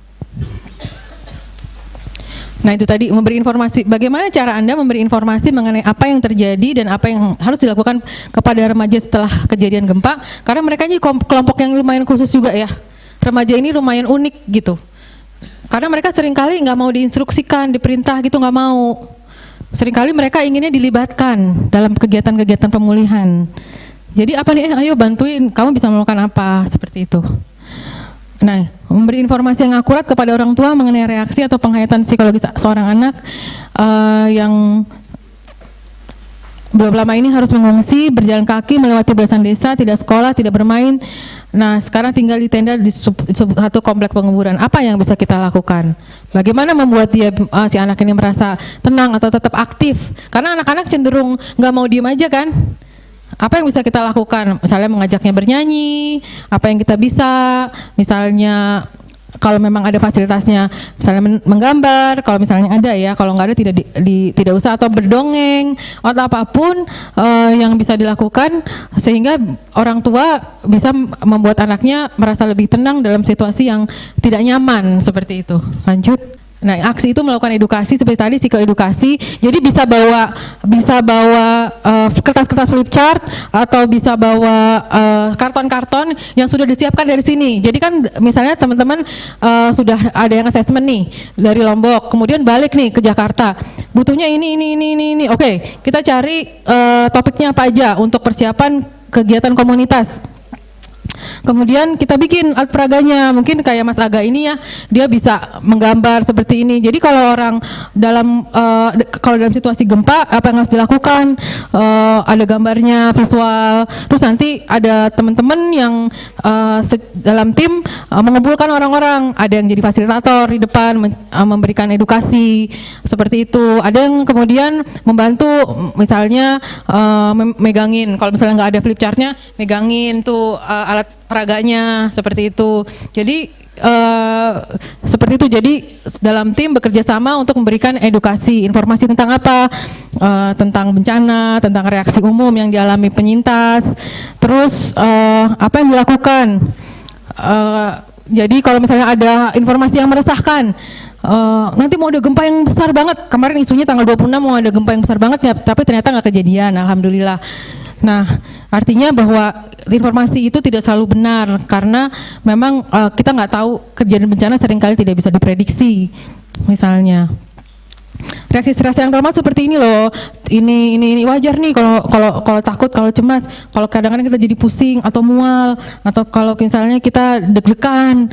Nah, ini wajar, tapi kita bisa melakukan sesuatu untuk bisa meredakan. Nah, gimana caranya? Ayo yuk kita kumpul yuk, kita relaksasi yuk bareng-bareng. Caranya nih, tarik nafas. Nah, seperti itu. Jadi itu edukasi. Oke. Ini tadi ya, memfasilitasi partisipasi. Nah, ketika sudah ada komunitas-komunitas yang kita berikan edukasi, selanjutnya kita bisa ajak mereka untuk memikirkan kira-kira apa ya yang bisa kita lakukan setelah ini. Bapak dan Ibu sudah tahu nih caranya, atau anak-anak atau remaja-remaja sudah tahu bagaimana caranya melakukan meredakan ketegangan. Ada rencana apa setelah ini? Oh, saya pengen kasih tahu nih teman saya yang di sana. Oke. Jadi kita membantu mendorong mereka, atau kita sudah kasih tahu bahwa setelah kejadian bencana maka dampak stresnya seperti ini. Apa yang bisa dilakukan? Oh ya, saya akan kabari teman saya yang di sana untuk tahu penjelasan ini. Jadi mereka aktif seperti itu. Oh, saya akan kasih tahu teman saya kalau dia butuh pertolongan medis larinya ke sini, butuhnya di sini. Oh, kalau dia butuh tenda bisa cari di sini. Nah, akhirnya mereka bergerak deh tuh. Akhirnya, atau misalnya dapur umum, saya bisa ini kok membantu teman-teman atau ibu-ibu di dapur umum, misalnya supaya saya nggak kepikiran terus, misalnya, atau saya ajakin, saya punya resep masakan yang gampang, apapun lah yang bisa dia lakukan untuk membantu dia aktif dan tidak hanya menunggu secara pasif menerima bantuan ataupun dibagikan makanan, kecuali kalau memang dia dalam kondisi yang itu tadi ya, diem aja, nggak bisa ngapa-ngapain, masih shock, itu memang butuh dibantu. Tapi kalau sudah dalam kondisi kembali, semua sudah dalam kondisi rutin, itu kita mencoba untuk mendorong mereka, menanyakan apa yang bisa mereka lakukan dalam situasi saat ini, sehingga mereka cukup aktif untuk berada di dalam komunitasnya, melakukan kegiatan-kegiatan yang saling support satu sama lain. Sehingga kalau nanti kita pulang, kalau kita tinggalkan, mereka udah lebih mandiri, mereka berdaya, seperti itu. Keterampilan apa yang dibutuhkan? Itu tadi ya, keterampilan memfasilitasi mengambil keputusan. Jadi kenapa saya tadi tanya dengan pertanyaan-pertanyaan yang terbuka, apa yang bisa dilakukan, bagaimana, apa yang dibutuhkan. Tujuannya adalah supaya mereka bisa memetakan sendiri problem yang sedang mereka alami, sehingga ujungnya mereka tahu apa yang bisa dilakukan untuk mengambil keputusan. Jadi bukan pertanyaan-pertanyaan, kan ibu butuhnya tidur kan, bapak butuhnya makanan kan, padahal belum tentu. Walaupun dia bilang saya udah berapa hari ini nggak dapat makanan yang nggak dapat makanan yang layak misalnya. Oh jadi bapak butuhnya makanan ya pak ya? Belum tentu gitu. Enggak sih, sebenarnya saya pengen istirahat aja.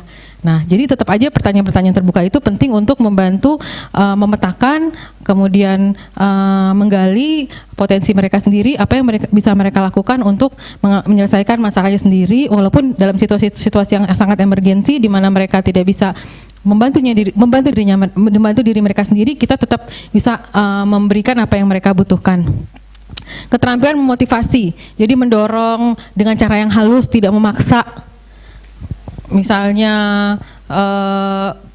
saya yakin bahwa itu tadi misalnya, ya bagus tuh Pak kalau misalnya Bapak merasa bahwa setelah Bapak sholat 2 rakaat Bapak menjadi lebih nyaman, itu bagus Pak, seperti itu misalnya. Atau yang lain, ketika Ibu bermain sama anak, Ibu jadi lebih senang karena anaknya lucu, wah bagus tuh Bu, Ibu bisa lakukan lagi hal seperti ini, karena bisa jadi hal yang dulu yang sudah pernah dilakukan bisa dilakukan lagi saat ini. Dan ketika mereka dalam situasi shock atau dalam kondisi stres, mereka lupa kalau mereka punya kemampuan itu.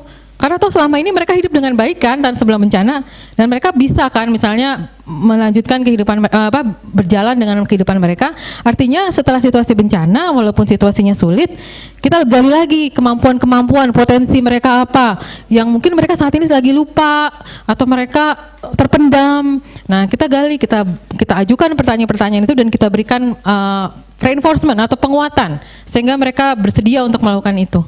Nah, apa yang tidak dilakukan oleh pendamping, memaksakan, menentukan arah penyintas, memilihkan jalan keluar terlalu cepat, atau menjadikan masalah penyintas menjadi masalah pendamping.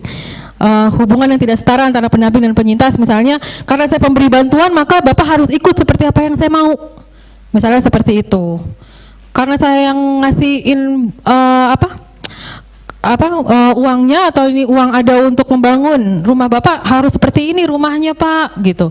Karena saya dari pusat diperintahkannya seperti itu misalnya. Nggak boleh bentuk yang lain. Nah, padahal dia sendiri mungkin punya bayangan tentang apa yang dia inginkan. Nah, itu kita harus nego ya, tanya apa yang dia mau. Jadi tidak memaksakan. Terus jadi hubungannya setara, kita sama-sama saling bantu, walaupun dia dalam kondisi init gitu ya, membutuhkan bantuan, bukan berarti kita semena-mena memaksakan bantuan yang ingin kita berikan. Jadi pendamping sebagai fasilitator, membantu perubahan supaya mereka aktif berbuat untuk komunitasnya sendiri. Walaupun ini membutuhkan proses, tentunya tidak di awal-awal ya, tapi dalam proses perjalanannya mereka bisa kemudian melakukan sesuatu, membantu atau memulihkan dirinya sendiri. Lanjut. Nah ini tadi sudah dijelaskan, lanjut aja, lanjut terus. Nah untuk self care mungkin teman-teman saya bilang sangat penting merawat diri sendiri. Teman-teman sendiri tahu harus bagaimana ketika merasa lelah, ketika emosinya juga juga lagi dalam kondisi selain lelah mungkin juga terpengaruh terhadap situasi di bencana, keterbatasan fasilitas, jadi kesel, jadi pengen marah, belum makan tapi harus ngasih bantuan, capek tapi harus ngangkat-ngangkat galon air bersih. Nah itu penting banget. Kemudian itu tadi kita juga menyerahkan bahwa kita ini hanya membantu, segala sesuatu itu kita serahkan lagi kepada Yang Maha Kuasa. Kita hanyalah media. Kita bisa ada di tempat itu semata juga karena Allah, karena Tuhan mengizinkan kita diberikan kesehatan. Jadi kita tidak harus selalu merasa bahwa kalau kita tidak melakukan apa yang kita harusnya kita lakukan, kita punya keterbatasan, ya nggak apa-apa, kita serahkan lagi. Saya udah mencoba, saya udah berusaha. Setelah itu ya la haula wala quwata illa billah. Kalau saya merasa belum optimal bantuannya, nggak apa-apa, mungkin memang saya sampai di sini. It's okay. Nggak usah memaksakan diri. Ketika kita tulus, ketika kita ikhlas, Maka kalau kita lelah, kalau kita pun tidak mendapatkan makanan yang cukup layak, istirahat yang cukup layak, kita ikhlas-ikhlas aja, bisa jalan terus insya Allah. Oke, konteks sosial budaya tadi sudah. Ini keterampilan PFA ya, intervensi krisis, nanti ada sesi khusus, maksudnya akan ada pembahasan khusus, deteksi dini atau merujuk. Jadi kalau misalnya sudah dalam proses tertentu, udah dalam proses berapa lama kemudian menemukan dan kondisinya mungkin udah lewat 3 bulan tapi masih ada perilaku-perilaku yang dianggap atau yang sudah mulai membutuhkan penanganan profesional kesehatan mental, maka jangan ragu-ragu cari informasi di mana ada psikolog atau psikiater, ada survivor yang butuh dirujuk untuk mendapatkan penanganan seperti itu. Dan kita harus tahu seperti apa gejalanya. Misalnya itu tadi sudah merugikan diri dia sendiri, membahayakan orang lain, kemudian dia tidak berfungsi dengan maksimal, jadi sakit atau makin menurun kondisinya, kemudian dia juga tidak berfungsi, artinya udah setiap minggu ini nggak tidur, marah-marah, kemudian menyerang orang lain, kemudian atau sebaliknya tidak mau beraktivitas, menyendiri, tidak mau makan, kemudian membahayakan dirinya. Itu tanda-tanda memang kita harus memberikan atau merujuk kepada orang yang lebih profesional seperti itu. Ini juga sudah tadi dalam konteks emergensi sudah dibahas secara nggak langsung. Nah, ini hasil dari PFA ini apa sih yang diharapkan? Penguatan kapasitas komunitas dalam memberikan dukungan psikososial. Jadi pada akhirnya yang kita bilang sebagai psikososial itu adalah jadi nanti ada komunitas yang berdaya gitu. Yang awalnya kita memberikan pendampingan satu-satu, misalnya orang yang mungkin lagi cemas ketakutan, kita satu-satu, terus kemudian kita lakukan pendekatan komunitas, psikoedukasi, support group, kita lakukan penyuluhan. Akhirnya mereka semua berdaya. Coba bayangkan kalau semua orang akhirnya bisa berfungsi dengan baik, akhirnya kita bisa meninggalkan lokasi itu dengan merasa cukup happy gitu ya, bahwa mereka sudah bisa membantu diri mereka sendiri, seperti itu. Itu pemberdayaan individu dan komunitas, membantu diri sendiri dan komunitasnya dengan itu tadi SFA, safe, function, keberfungsian dan aksi, seperti itu. Itu yang menjadi target. Jadi setiap kali kita ngobrol, kita melakukan pendampingan, maka ada frame-nya, ada kerangkanya. Tidak lagi ketika kita pertama kali datang ke sana nggak tahu mesti ngapain, hanya sekedar mendengarkan tapi tanpa tujuan, hanya sekedar penguatan tapi maksudnya apa. Tapi kita sekarang udah tahu nih tujuannya untuk safe, keberfungsian dan aksi. Jadi ketika memberikan PFA ini adalah yang tadi ya, look itu jadi ada 3 L kalau bahasa Inggrisnya. Look itu melihat keselamatan anak, kebutuhan dasar, tingkat stres dan lain sebagainya, keselamatan orang dewasa juga. Terus listen, mendengar kebutuhan dasar, ketakutannya apa yang mereka rasakan, kesedihan, keluh kesah, dan kemudian link itu menghubungkan, menyebatani kepada pihak-pihak terkait, kerabat, keluarga, saudara, penyedia kebutuhan dasar, penyedia layanan kesehatan, dan kemudian menggerakkan komunitas-komunitas untuk saling membantu satu sama lain. Jadi itu ya, poinnya ada di 3 ini. Look, kita mengobservasi, melihat siapa yang membutuhkan bantuan dan bagaimana mereka terganggu atau terdampak. Kemudian mendengar apa yang mereka rasakan, apa yang mereka alami, apa yang menjadi problem mereka, dan kemudian menghubungkan ini tadi, sekali lagi, menyebatani kepada pihak terkait, memberikan link kepada layanan-layanan yang mereka butuhkan. Simple kan sebenarnya? Nggak sulit kan? Nggak. Oke, alhamdulillah. Lanjut. Ini nanti ada informasinya bisa lanjut aja. Lanjut lagi. Ini jadi sumber-sumber yang kita gunakan. Jadi ini ada sumbernya. Lanjut. Nah, kita akan latihan.